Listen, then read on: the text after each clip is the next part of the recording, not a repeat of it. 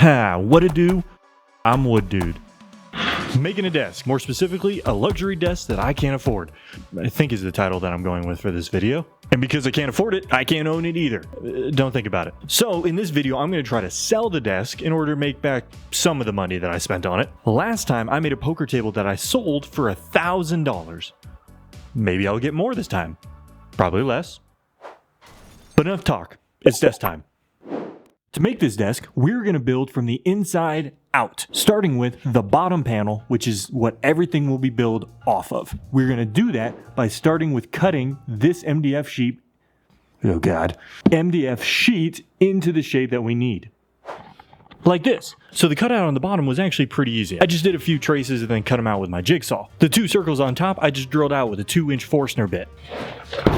Now, we need to talk about the legs. And this whole journey starts with some really thick walnut that I milled up and made flat. Now, the legs on the desk are fairly complicated. Not only are they not square, they're rectangles, they're also tapered on two of the inside sides, and it's chamfered on one of the outside edges, and I carved in 2 mortises on the top of the inside sides to accept rails that you'll see later on. All of this means I need to be absolutely damn sure that I know which leg and which side of the leg that I'm working on any given moment. Because if I don't, I'll probably screw up, and that's a wasted like $20 for a new piece of walnut. So please, for the love of Gilbert Gottfried, if you're going to take anything from this video, let it be this. If you're working on a project with a multitude of pieces to it, label everything. Label which leg is going to be the front left, which one's going to be the back right, which way is fucking forward, and which way is up. Because if you don't, you're going to get frustrated like I might have in the past. Now that I have all the necessary cuts and carvings done, I can then put some maple edge banding on that one side that I chamfered earlier, and with those 4 finished legs, I can now focus on the rails. Now the rails are what I use to connect the legs together to form the frame of the desk. Thankfully, the rails are pretty simple. They're just a few pieces of solid walnut that I cut to length and milled a rabbet into. Now, I start with gluing together the rails and the legs to the short side of the desk. Just a little squirt of glue and a little hammering, and everything is complete and ready to go. And once the glue dried, I can glue those 2 short sides together with that long rail in the back, making the entire frame of the desk. Okay, so with the frame all completed and done, I already added the MDF bottom panel that you saw earlier. I just secured it down with my handy dandy nail gun and some good old wood glue. So it'd be kind of shitty if we just left everything open and emotionally vulnerable like this. So we're going to cover all the sides up with some wall panels, and this is my favorite part of the desk. Now feast your eyes on these bad mamma jammas. These are the panels that I'm going to insert into the desk. Now if you take a close look, you can see that there's actually some layers to it. The first layer is a 1/2 inch thick solid walnut panel that I made by taking a really thick piece of walnut, cutting it down in half, and then putting the 2 halves together to make a book matched panel. I then glued on a thin maple veneer on top of that panel, and then one more walnut veneer on top of that maple veneer. When I carved it with my CNC, it revealed all of those layers, and I think it's going to look real nice when the finish is applied. Now I've done this paneling technique on another project before, a much smaller one, a jewelry box that I made for my sister, and it turned out pretty damn good, so I'm hopeful for this one. All you gotta do to secure the panels is apply a little bit of glue and some nails just to hold down panels while the glue dries. Thankfully, I have a loving assistant that's gonna take care of that for me. I hate you.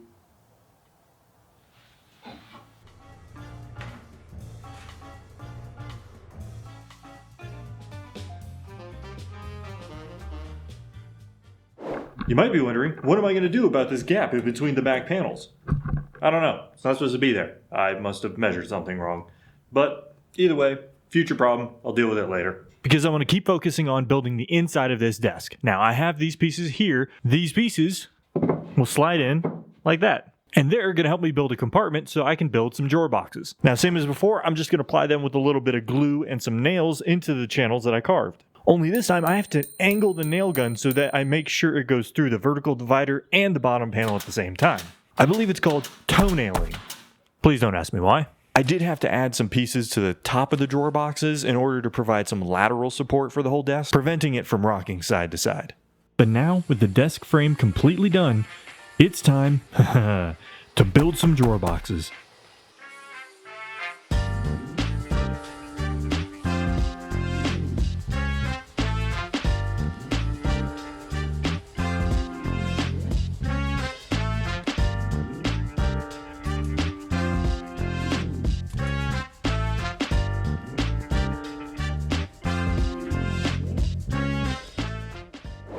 Okay, so now that I got most of the drawer boxes all finished, they're ready to go, I've run into another problem. See if you can tell the issue with this cabinet.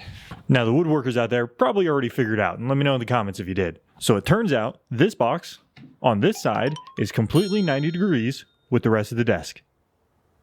This side, however, is actually coming outwards, so it's actually tapering inside the desk. If this was just a cabinet or a cupboard thing where I'd put stuff in and there's just a single door, it's not that big of a deal. Problem is, drawers are going in here, which means the drawers are pinching as they go inside. Basically means it doesn't close all the way, which not great. So a couple solutions. I could try to fix it so that the box is actually not tapering inward, but that would mean I have to dismantle everything, I think even this bottom panel, which is already nailed down and glued, so that's not going to work. Solution number 2 is I could compensate for that taper, and I could actually basically take a little bit off the cleat here that's the drawer slide's attached to. The problem is that's also nailed down and glued, so I made these little wedges. It's just little wedges that I use a tapering jig to cut. What I'll do is I'll attach these just to the drawer slides on this side, and hopefully that will adjust for the taper, which will make the drawer slides parallel with each other.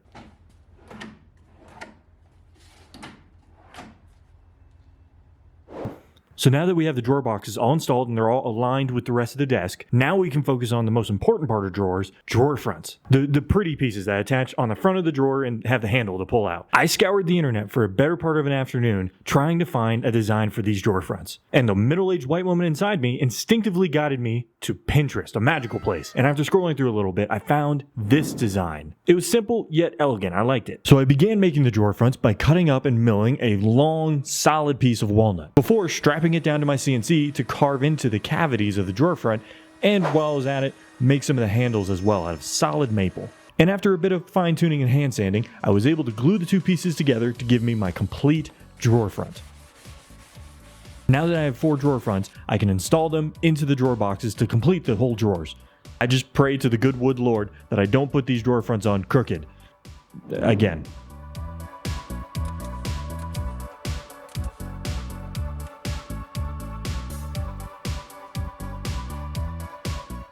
Okay, so the final big piece of this desk is the top. I'm going to do what I normally do for the projects, and I'm going to use a substrate, MDF, and I'm going to surround it in 3 inches thick of maple edge banding. Now you may be wondering, Wood Dude, why did you put 2 layers of maple edge banding on the sides here? Is it because you screwed up, measured wrong, and made the table too short the first time, so you had to add extra on it to get that length? Why, yes I did.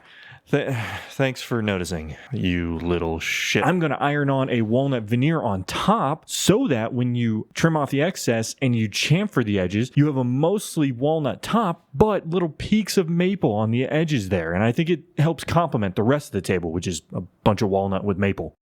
Here I am putting on the top, and immediately I noticed that there was a problem. There was a small dent or gap in the surface of the table that's kind of hard to see on camera, but it's very easy to feel with your hands. Not quite sure what caused it, to be perfectly honest, which is really frustrating. So to fix it, I inlaid some wide strips of maple on both sides of the front edge, and that thankfully fixed the problem. Okay, so we're in the final stretch of this desk build. Thank Christ. There's only a couple new things that we need to build. Shut up, you stupid bird. I'm filming here. There's only a couple new things that we need to build. The first is a keyboard tray that goes right about here. That's what I'm going to focus on next.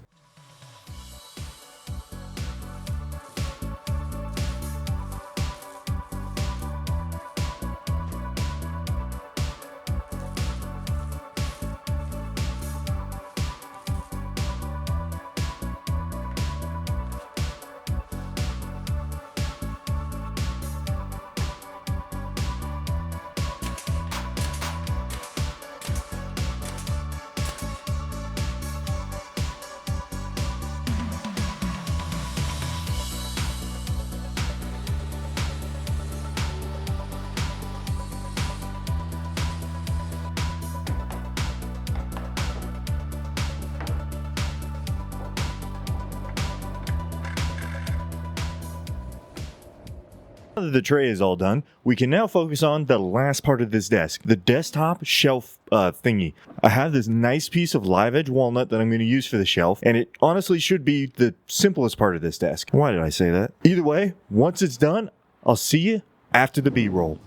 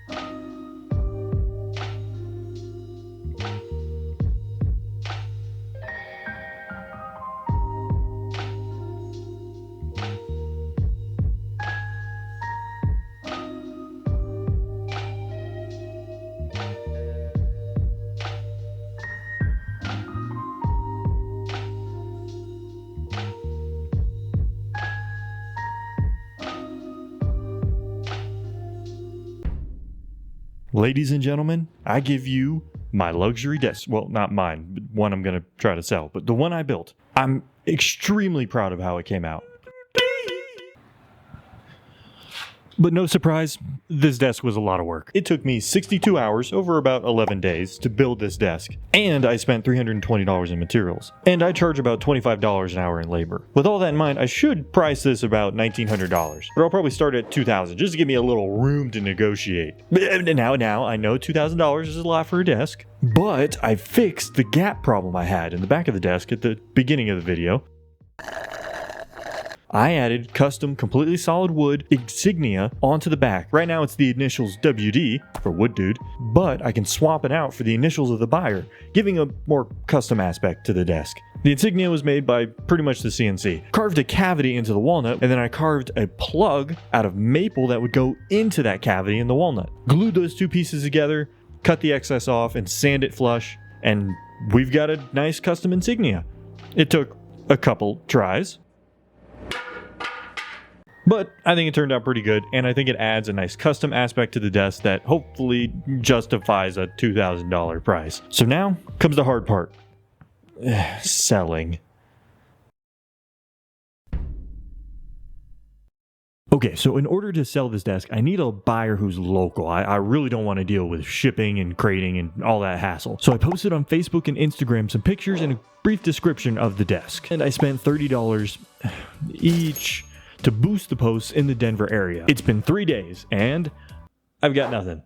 Not a single message. It's the last time I'm going to boost a post. The only thing it did was boost money out of my wallet. But thankfully, that wasn't the only thing I did. I also emailed 5 local auction houses here in Denver to see if they're interested in auctioning this piece of furniture. And I got 2 replies back. One saying they're not interested, and the other saying that they closed down, like, for good. Yesterday. I still haven't heard back from the other 3, so there is a chance, but I don't have any other ideas right now. In the previous video, when I was selling my poker table, I reached out to Apartments and within a day got an offer for $1,000, which I'm now realizing was extremely lucky. Looks like I'm gonna have to be more patient this time. And since I'm trying to meet somewhat of a consistent video upload schedule, this is where I'm gonna have to leave this video. If I sell it in the future, I will make an update. But thanks for watching. Hope you enjoyed. Hope you have a good day. Peace.